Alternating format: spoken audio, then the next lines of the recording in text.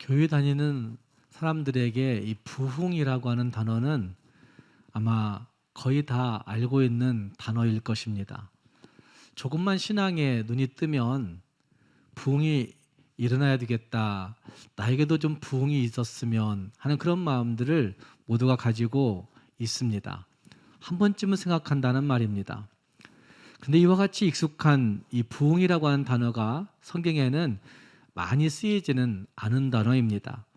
구약성경 하박국 3장 2절 말씀에 여호와여 주는 주의 일을 수년 내에 부흥하게 하옵소서라고 이야기하는 이 하박국 선지자의 고백 가운데 부흥이라고 하는 단어가 한 번 등장하고 있는 것을 볼 수 있습니다. 성경 전체에 한 번 사용된 단어이라는 말입니다. 근데 이 부흥이라고 하는 단어는 컴퓨터의 어떤 파일을 다시 복구하는 이런 의미를 가지고 있는 겁니다. 다시 살리는 것, 다시 복구하는 것, 다시 회복시키는 것 이런 것과 같은 의미가 부흥이라고 하는 단어입니다. 요즘 제가 사용하고 있는 컴퓨터가 가끔 말썽을 피웁니다. 그래서 갑자기 멎어버리고 갑자기 지가 스스로 그냥 리셋되어서 복구하고 이런 일들을 하게 됩니다.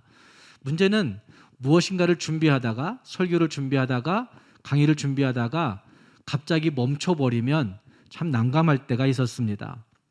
그래서 우리 부목사님들에게 물어봅니다. 이거 어떻게 살릴 수 있느냐고, 이거 다시 어떻게 복구할 수 있느냐고 물어보고 요청한 적이 여러 번 있었습니다. 성경이 말씀하고 있는 부흥, 다시 살려내는 겁니다. 다시 복구시켜 주는 겁니다. 어쩌면 우리가 하나님 앞에 새로운 성전을 입당하면서 하나님 앞에 이 부흥을 갈급해야 된다는 생각을 가지면서 이 설교를 준비하였습니다. 주님으로부터 부여받은 그 생명, 주님으로부터 이미 받았던 그 은혜, 하나님 다시 나에게도 회복시켜 주십시오. 다시 나에게 복구시켜 주십시오. 다시 되돌려 허락해 주십시오라고 요청하는 요청들이 우리 모두에게 있어야 한다는 말입니다. 시대의 격변기마다 예수 그리스도를 구주로 믿고 있는 많은 사람들은 이 하나님의 부흥을 갈급해 했던 것들을 볼 수가 있습니다. 특히 한국교회는 한국교회 선교 100주년 되던 1984년 8월경에 한국교회는 굉장히 큰 부흥운동에 직면했습니다. 그때부터 있었던 그 부흥운동은 수년간 같이 진행되어 왔던 것들을 볼 수가 있습니다. 여의도 광장에 400만 명 이상의 많은 성도들이 모여서 하나님 우리 한국을 살려달라고, 하나님 한국 교회를 다시 회복시켜 달라고 요청하는 기도를 올린 적이 있었습니다. 또한 평양 대부흥 100주년이 되던 2007년도에도 한국교회는 다시 한번 부흥의 역사를 갈급해하며 많은 곳에서 산발적으로 하나님 앞에 이 부흥을 갈구했던 그런 역사적인 흐름이 있었습니다. 그런데 지금은 우리는 이런 부흥의 역사를 간절히 기다리고 있는 것 같지는 않습니다. 어쩌면 지금 우리의 분야가, 우리의 모든 사회가 굉장히 어렵고 힘듦에도 불구하고 그때만큼 갈급해하면서 하나님의 부흥을 꾀하고 있지는 않다는 말입니다. 오늘 우리 교회는 이 부흥을 절실하게 구해야 할 시기를 맞고 있습니다. 새로운 성전에 입당하면서 우리 각 개인들이, 우리 각 가정들이 하나님의 말씀을 통해서 진짜 부흥이 내게 일어나야 되겠구나 라고 하는 생각들을 가지고 갈급해 해야 한다는 말입니다. 시편 85편의 말씀은 이 부흥에 대해서 성경적인 방향과 개념을 잘 소개해주고 있는 말씀이 이 시편 85편에 나타나고 있습니다. 이 말씀을 통해서 성경이 부흥을 어떻게 말씀하고 있는가, 성경이 부흥을 무엇으로 할 수 있다고 하고 있는가 하는 것들을 살펴보시면서 진짜 부흥을 구할 수 있는, 진짜 부흥을 갈망할 수 있는 우리 모두가 될 수 있기를 주님의 이름으로 축복합니다. 먼저 부흥은 무엇인가에 얽매여 있고 꼬여 있던 그 모든 것들을 무엇인가에 의해서 다 상실했을 그때에 그 부흥을 갈망하게 된다는 사실들을 볼 수가 있습니다. 함께 그 말씀 1절 말씀에 이스라엘 민족의 형편에 대해서 이렇게 이야기하고 있습니다.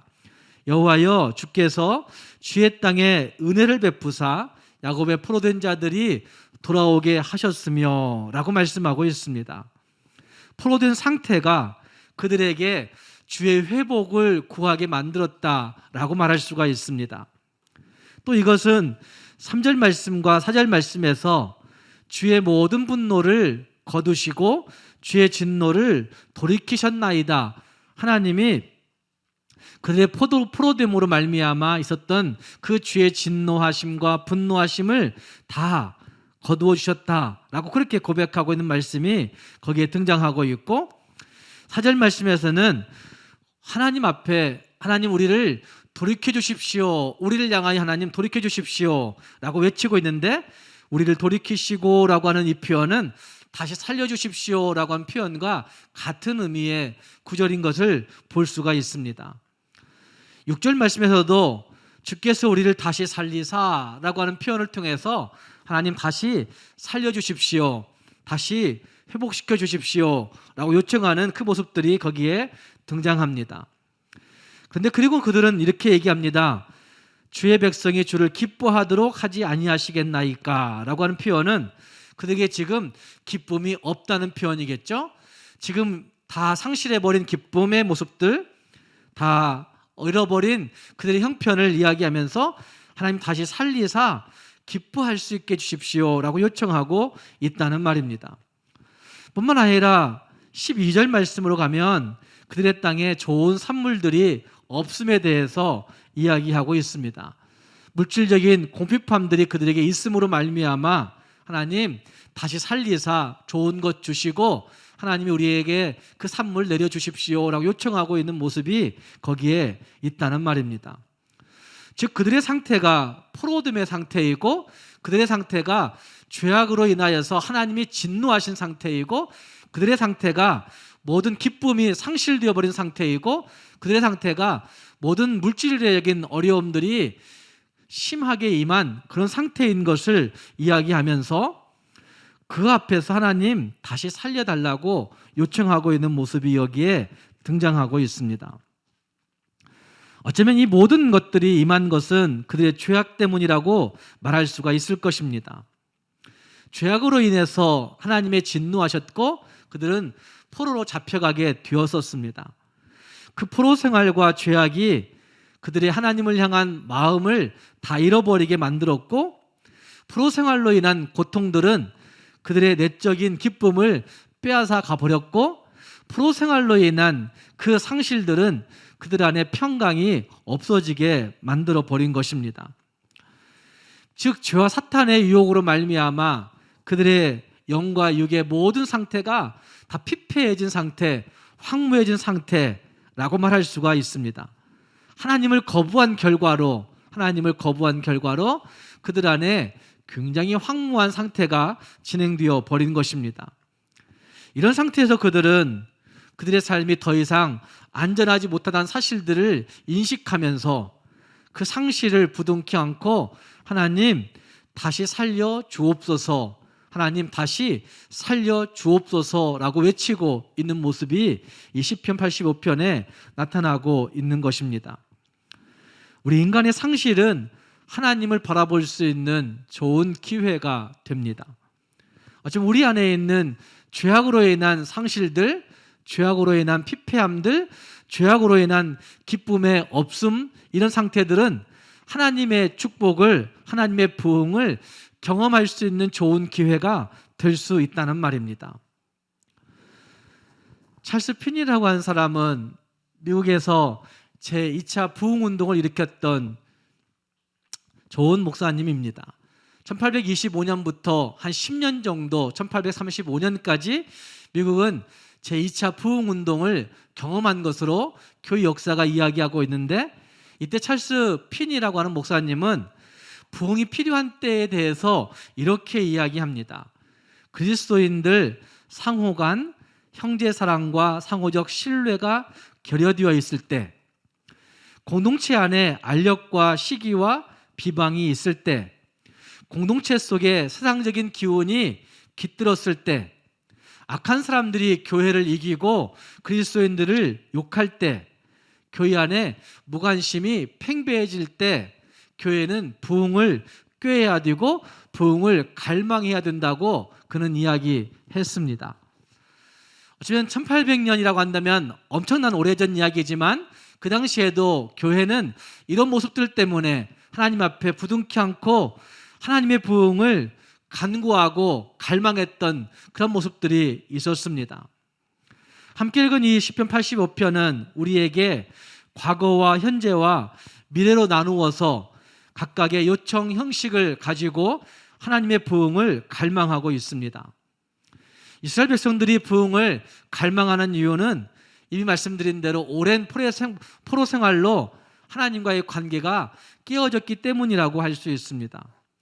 하나님과의 관계의 깨어짐은 죄로 말미암은 것이지만 그 관계의 깨어짐은 기쁨의 상실로 이어졌고, 그 관계의 깨어짐은 생명을 잃어버리게 되었고, 그 관계의 깨어짐은 평강을 잃어버리게 되었던 것입니다. 뿐만 아니라 하나님과의 관계의 깨어짐은 그들의 모든 일터에서도 다 드러나게 되어서 결국 그들은 물질적인 공핍방 가운데 처하게 된 것이라 할 수 있습니다. 그 모든 상실, 모든 깨어짐들이 더 이상 우리는 안전할 수 없구나 라고 느끼게 되었고, 그리고 그것 때문에 하나님의 부흥을, 하나님의 다시 살려주심을 구하고 있다는 말입니다. 기독교라는 명분만을 가지고는 구원을 받을 수 없다라고 하는 생각에서 그들은 하나님 앞에 구하고 있는 것이죠. 이런 모습은 오늘 우리에게도 마찬가지라고 저는 생각합니다. 부흥을 갈망할 수 있어야 된다는 말입니다. 우리의 상황 가운데서 우리가 안전을 보장받을 수 있는 일들이 더 이상 이 땅에 없기 때문에 하나님의 안전을, 하나님의 은혜를 구할 수 있는 태도들이 우리 모두에게 있어야 한다는 말입니다. 기독교 전체가 다시 건강한 상태로 거듭나기 위해서 지금 이대로 있어서는 안 된다는 말입니다. 기독교라는 명분만 가지고, 직분의 명분만 가지고는 하나님의 구원을 완전히 보장받을 수 없기 때문에 하나님 앞에 다시 살려달라고 요청하는 갈망들이 우리 모두에게 있어야 한다는 말입니다. 분명 우리의 세대가 가기 전에 개인적인 영적 상태에 부흥이 일어나야만 합니다. 어쩌면 우리의 욕심들로, 욕망들로, 우리의 그 욕구들로 인하여 파괴되어 가고 있는 가정 안에서 정말 하나님의 위로와 평강을 회복할 수 있어야 되는 것이고, 하나님이 다시 세워주시는 그 부흥의 역사가 우리 각 개인과 가정 안에 있어야 한다는 말입니다. 뿐만 아니라 하나님의 자녀로서의 삶을 다 잃어버린 교회 안에 참된 영적 부흥이 일어나 하나님의 자녀로서의 삶을 당당하게 회복할 수 있는 모습들이 오늘 교회 안에 있어야 될 것입니다. 뿐만 아니라 하나님을 두려워할 줄 모르는 이 시대, 하나님을 두려워할 줄 모르는 것에서부터 출발된 이 시대 안에 황폐해질 대로 황폐해져 버린 이 민족 안에 주께서 일으키시는 진짜 부흥이 필요한 시기가 되어 있다는 말입니다. 사랑하는 여러분, 많은 사람들이 지금의 삶을 힘들다고 이야기합니다. 아니, 신앙을 지키기가 더 어렵다고 이야기한 사람들이 많이 있습니다. 우리의 주변에 있는 모든 것들이 우리를 안전하게 해주지 못합니다. 정치도, 경제도, 외교도, 교육도, 사회도, 문화도, 또 자원도, 그리고 가정도 우리 각 개인의 안전을 보장해주지 못한다는 말입니다. 종교도 더 이상 우리에게 평강과 생명을 부여해주지 못합니다. 가장 큰 위기는 교회 안에 깊이 들어와 있는 세속주의적인 기운이라고 저는 생각합니다. 하나님의 백성들 사이에 이미 들어와 버린 세속주의의 기운들은 우리 안에 은혜의 균형을 깨뜨려 버리게 되었고, 하나님의 기쁨과 하나님의 사랑의 균형이 깨짐으로 말미암아 온갖 상실감들이 교회 안에도 가득 차게 되어진 것입니다. 그래서 교회는 하나님, 우리를 다시 살려주십시오, 하나님 우리를 다시 살리사 주님의 기쁨을 허락해달라고 요청하는 그 모습이 있어야 한다는 말입니다. 새로운 성전에 입당하면서 우리 모두가 이 주의 부흥을 갈망할 수 있는 성도들이 될 수 있기를 바랍니다. 우리 각 개인과 가정이 하나님의 부흥으로만 살 수 있다고 기억하면서 하나님 우리를, 하나님 우리 가정을, 하나님 우리 민족을, 하나님 우리 자녀들을 살려달라고 외치며 부흥을 꾀할 수 있는 우리 모두가 될 수 있기를 주님의 이름으로 축복합니다. 그러면 이 부흥은 누가 일으켜 줄 수 있는 것입니까? 이 시대 개인과 가정 안에, 교회와 민족 안에 절실하게 필요한 이 부흥의 역사, 과연 누가 일으켜 줄 수 있는 것입니까? 함께 읽은 말씀은 바벨론 포로에서 돌아온 이스라엘 백성들이 황폐해질 대로 황폐해진 자기들의 모습과 개인과 가정과 국가의 모습을 부둥키 않고 하나님께 호소하고 있는, 하나님 앞에 호소하고 있는 요청의 기도가 거기에 등장하고 있습니다. 1절 말씀부터 3절 말씀에서는 과거 하나님이 우리에게 어떻게 행하셨는지, 무엇을 행하셨는지를 말하고 있습니다. 1절 말씀에서 은혜를 베푸사 야곱의 포로된 자들이 돌아오게 하셨으며 라고 하는 말씀은 과거형이죠.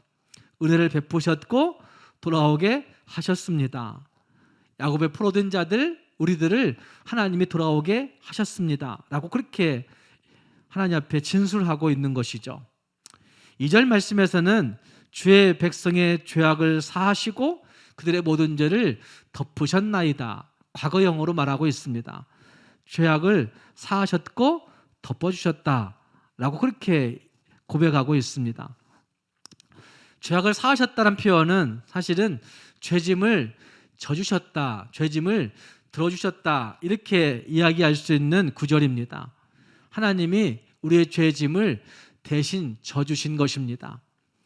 수고하고 무거운 짐진 자들아 다 내게로 오라, 내가 너희를 편히 쉬게 하리라 말씀하신 그 말씀처럼 하나님은 우리의 모든 죄짐을 대신 지시고 우리를 그것을 감당해 주셨다고 성경이 말씀하고 있는 거죠. 또 덮으셨다라고 하는 표현은, 덮으셨나이다라고 하는 표현은 더 이상 추한 것들을 보지 않도록, 보지 않게 하셨다고 하는 사실로 말씀하고 있습니다. 우리 모든 그 추한 모습들, 허물진 모습들 하나님이 보이지 않도록 다 덮어버리신 상태를 의미하고 있다는 말입니다. 3절 말씀에서는 거두시고 돌이키셨나이다 라고 말씀함으로 말미암아 하나님이 우리의 모든 죄악으로 인한 진노들을 거두시고 그 분노를 돌이키셨음에 대해서 과거형으로 말씀하고 있습니다. 그리고 4절 말씀부터 7절 말씀까지에서는 지금 현재 하나님이 우리에게 무엇을 행하실 것인지에 대해서 말씀하고 있습니다. 4절 말씀에서는 돌이키시고 거두소서라고 이야기하고 있습니다. 돌이키시고 거두소서, 주의 분노를 거두소서라고 한 말은 그치소서, 이렇게 얘기할 수도 있는 구절입니다. 5절 말씀에서는, 6절 말씀에서는 우리를 다시 살려주십시오, 살리사 주님을 기뻐할 수 있게 해주십시오 라고 이야기하고 있고, 7절 말씀에서는 보이시며 주의 구원을 우리에게 주십시오 라고 그렇게 요청하고 있습니다. 다 현재형으로 지금 여기에서 임해야 될 하나님의 회복을 구하고 있는 모습을 볼 수가 있습니다.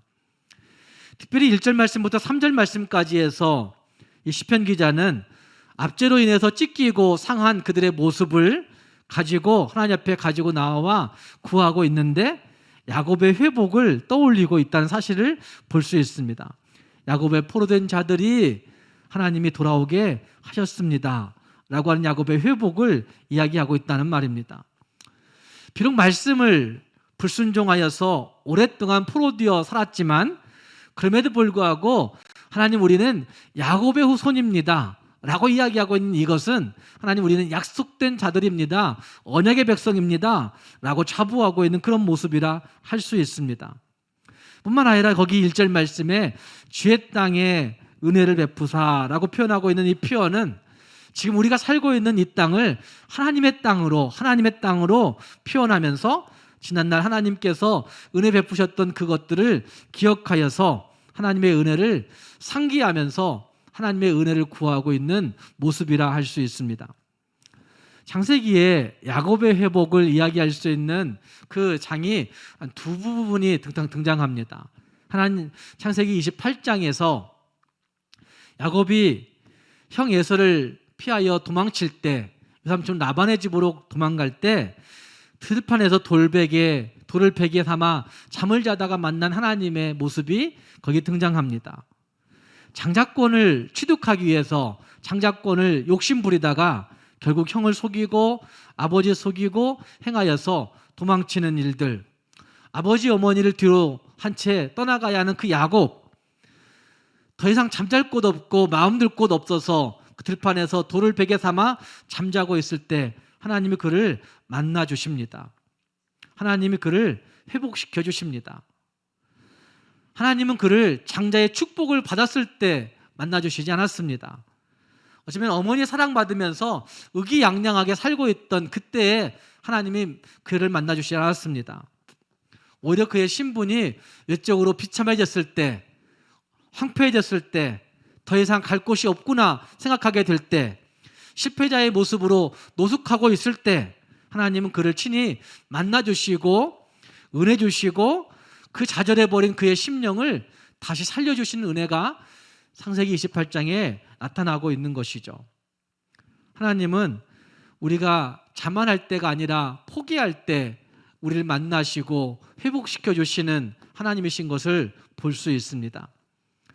우리가 다 할 수 있다고 자부할 때가 아니라 하나님 나는 할 수 없다고 고백할 때 하나님은 분명히 간섭하시고 거기에 다시 살려주시는 은혜가 있다는 말입니다. 또 한 번의 야곱의 회복은 창세기 35장에서 나타나는 것을 볼 수 있습니다. 그때도 마찬가지로 야곱이 먼저 하나님을 예배하는 곳으로 찾아 올라간 것이 아니었습니다.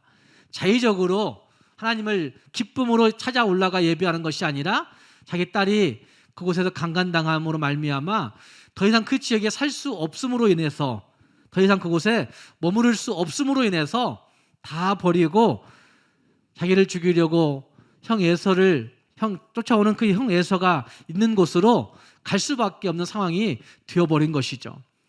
그래서 그곳에 올라가게 될 때 다 버리고 올라가지 않습니까? 그래서 하나님은 거기서 그를 만나주시고 회복할 수 있도록 인도해 주신다는 말입니다. 인간적인 모든 것들을 다 내려놓을 때, 포기할 때 하나님은 그를 회복시켜 주시는 것이죠.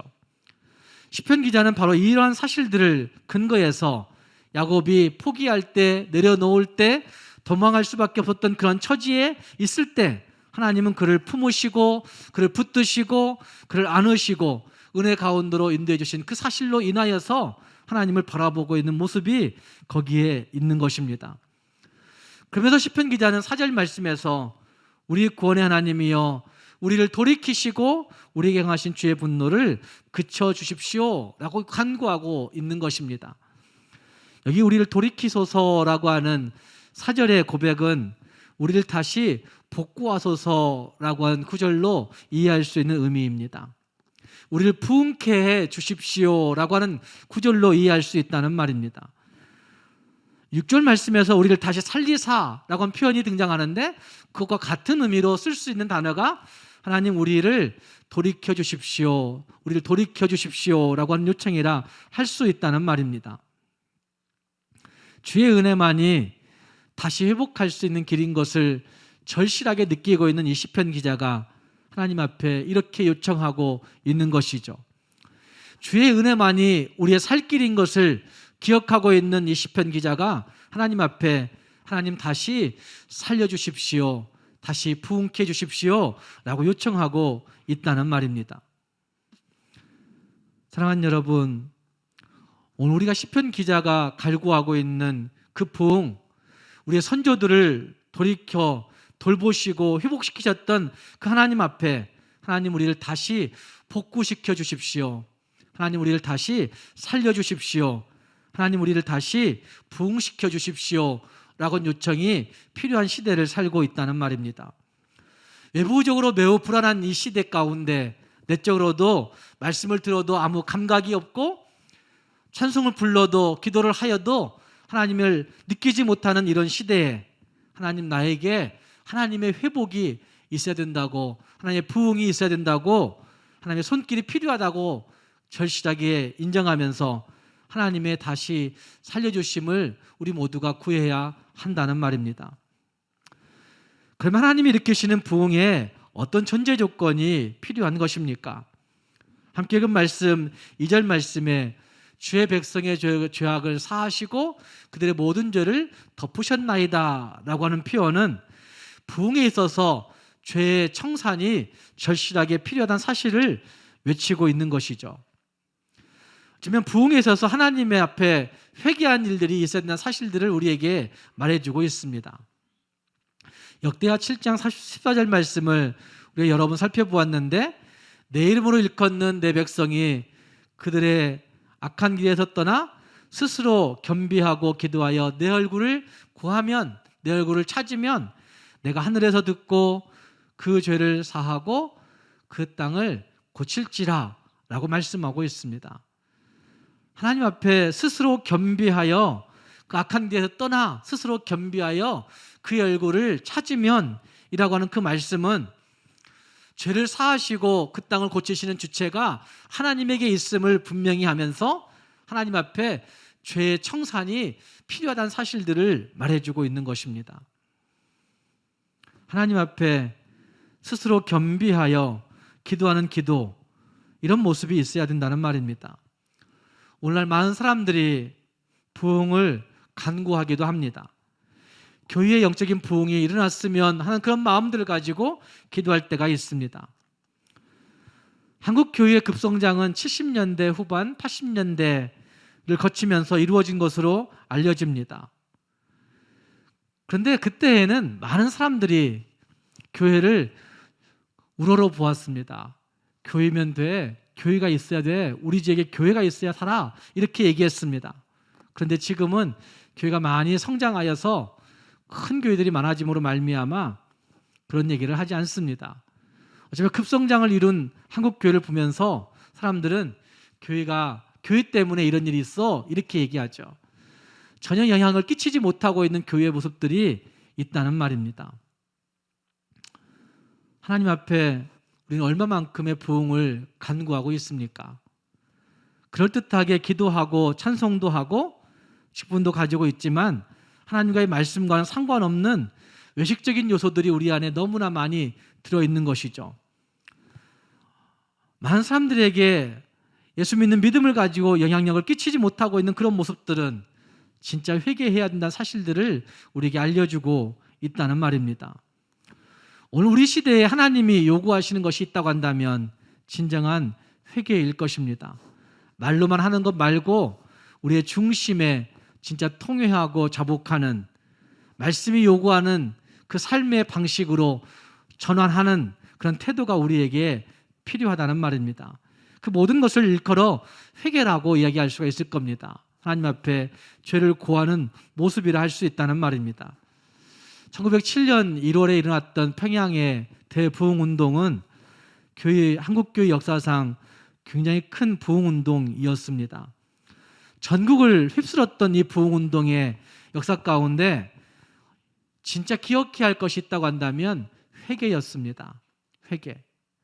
말씀을 선포하는 그 선포의 자리에 그들은 말씀 앞에 살지 못했던 것들을 철저하게 회개하였고, 단순히 죄를 고백하는 정도가 아니라 자신들이 들었던 그 말씀을 살아내려고 몸부림치는 몸부림침이 삶의 현장에서 있어졌던 것입니다. 그것이 그대로 실천되어져서 어떤 기록에는 평양 시내가 주일만 되면 정말 시장이 전체적으로 철시될 정도였다고 얘기합니다. 예수 믿는 그리스도인들이 시장에 나오지 않는 겁니다. 살아 나오지 않고 팔러 나오지 않습니다. 그러니까 평양의 시장이 주일날이면 철시될 수밖에 없는 그런 모습이 있었다는 말입니다. 말씀을 중심한 생활의 전폭적인 변화로 말미암아 평양으로부터 일어났던 부흥운동이 전국을 휩쓸게 되었던 것입니다. 사랑하는 여러분, 새로운 예배당에 입당하면서 우리가 진짜 구해야 할 것이 있다고 한다면 하나님의 부흥입니다. 하나님 우리를 다시 살려 주십시오. 이 상실감에서, 이 황무함에서, 이 피폐함에서 하나님 다시 살려 주십시오 라고 하는 그 고백이 우리에게 있어야 한다는 말입니다. 진짜 부흥을 갈망할 때 거기에 죄의 고백과 진정한 회개가 있어야 한다는 사실들을 기억하면서 하나님 앞에 거룩하지 못한 죄, 나태함과 게으름으로 일관하고 있는 우리들의 죄, 하나님의 말씀을 무시하고 하나님의 말씀을 외면하고 있는 우리들의 모습들을 철저하게 회개로 나아가게 될 때 하나님은 우리에게 진짜 부흥의 역사를 일으켜 주실 것입니다. 우리 모두가 세상전 입당 후에 내 영적 생활을 방해하는 영적인 걸림돌들을 과감히 치워버리고 주님이 기뻐하시는 그 부흥의 길로 나아가 우리 각 개인과 가정이, 우리 교회와 민족이 진짜 부흥의 역사를 다시 쓸 수 있는 우리 모두가 될 수 있기를 주님의 이름으로 축복합니다. 기도하겠습니다.